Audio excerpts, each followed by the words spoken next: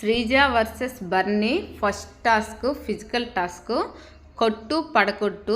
దీంట్లో శ్రీజ స్ట్రాటజీ పర్ఫెక్ట్గా వర్కౌట్ అయ్యింది. ఎందుకంటే బర్నీ గారు శ్రీజ గారిని చూస్ చేసుకోమంటారు. దీంట్లో శ్రీజ గౌరవ్ అండ్ డెమోన్ పవన్ ఇద్దరిని గట్టిగా చూస్ చేసుకుంటుంది.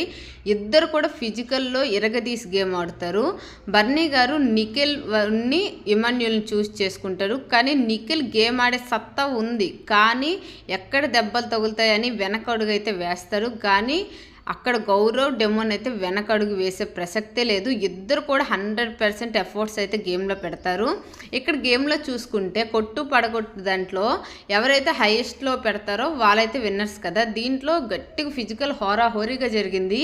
కానీ లాస్ట్ ఫినిషింగ్ టచ్లో మాత్రం డెమోన్ పవన్ మొత్తం బర్నీ గారిని పెట్టే టీము మొత్తం తోసేస్తాడు. చిన్న లైన్ టచ్ అయ్యి ఉంటుంది తప్ప ఏముండదు. శ్రీజద్ మాత్రం పర్ఫెక్ట్గా అది ఏదైతే బాక్స్ ఉందో ఆ బాక్స్లో ఉంటుంది.